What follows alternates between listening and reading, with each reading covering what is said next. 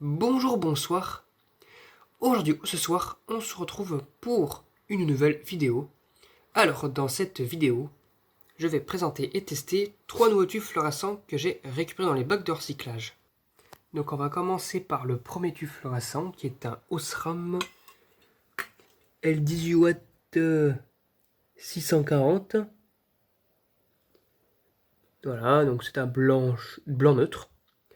Recyclable, fabriqué en Allemagne. Alors ces tubes-là, à mon avis, sont toutes fin 80, début 2000, ceux-là. Mais vraiment toutes fin 80. 90, pardon. Toutes fin 90, ces tubes-là. Par contre, je pense qu'à mon avis, le tube était en fin de vie parce que là, il est bien marqué ici. De l'autre côté, bah, un petit peu aussi. Ça veut dire que le tube a bien clignoté et a bien fait cramer l'autre électrode aussi. Je ne sais pas. Bon, on va voir hein, s'il fonctionne. On va le mettre sur la réglette. On le tourne. C'est parti. C'est parti pour le test. 1, 2, 3. Ouh là là là là, bah déjà le tube il est en fin de vie. Mais regardez-moi ça, l'électrode déjà comment elle est allumée. Ouh là là, bah il s'est même restabilisé. Bon, ce tube était en fin de vie. Hein. Regardez-moi ça l'électrode, donc j'ai pas trop le... Punaise, mais regardez-moi ça. L'électrode est à peine allumée ici, alors que là, bah voilà. Hein. Oh là là là là. Il y a un truc qui va pas là. Le tube est bel et bien en fin de vie. Hein. Ouh là là.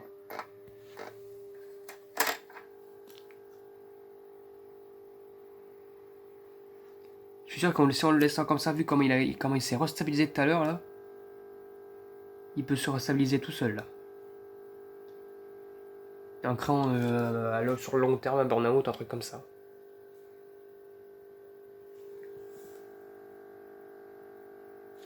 C'est... En tout cas, c'est n'importe quoi. Hop là, ça sert à rien, n'importe quoi. Et bien, bah, ce tube fluorescent, il est en fin de vie, visiblement. Avec une électrode qui est pas loin de casser. Hop.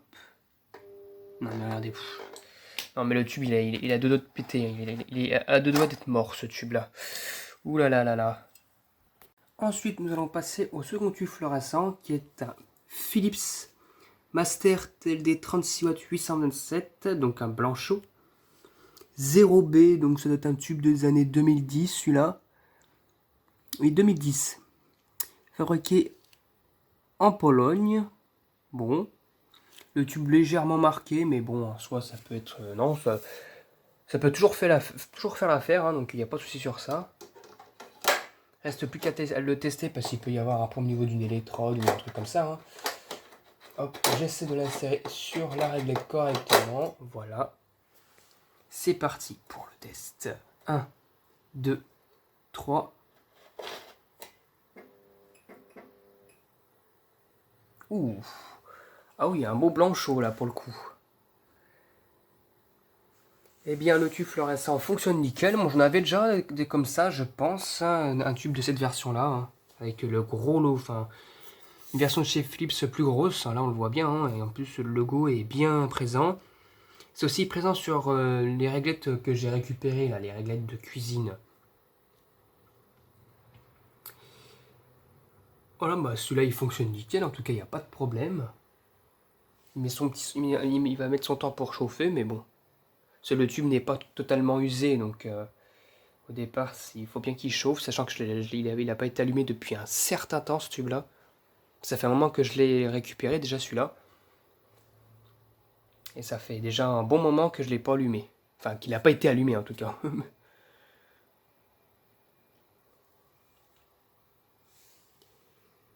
Alors, on va la retourner de l'autre côté. De l'autre côté, bon, il a à peine marqué en tout cas. Hein. Là, il y a un peu de... Ça, c'est une... comment dire, c'est de la... C'est un voile de mercure qui va partir avec la chaleur, ça, du tube. Et sinon, on le voit à peine en plus. Non, le tube, il fonctionne nickel, il n'y a pas de problème. Voilà, bah celui-là, il fonctionne nickel, c'est bien. En plus, c'est un bon tube de qualité encore. C'est des bons tubes Philips, ça, encore.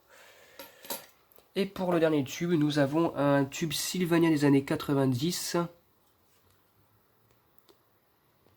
Sylvania standard, F36 watts, 129 T8, donc c'est du blanc chaud, Van White.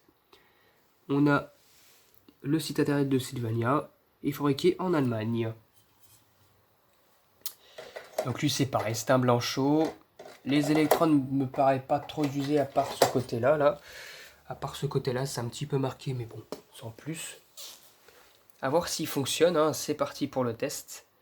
1, 2 et 3. Eh bien nickel aussi, hein. Visiblement il n'y a pas de problème. Et celui-là, il a été... Oula, par contre l'électrode, oulala. Bien bleu ici, hein.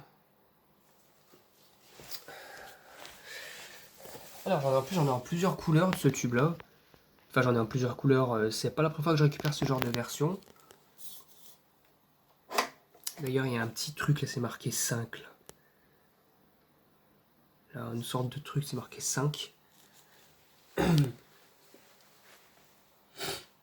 Alors le tube, visiblement il a pas trop besoin de chauffer. Par contre, bon, ça doit être du 600 quelque chose parce que le flux lumineux, enfin la qualité lumineuse n'est pas top, hein.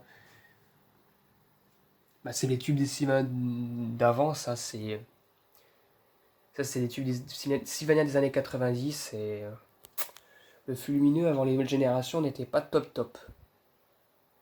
Mais voilà, mais sinon il a l'air de fonctionner, hein.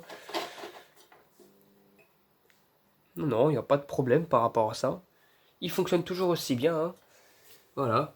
J'en ai en de ce genre de Sylvania, j'en ai en blanc neutre, en universal white. Donc voilà.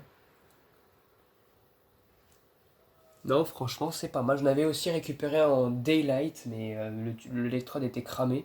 Enfin, une électrode qui était pétée, puis c'était en 18 watts. Donc, bon, c'est clair.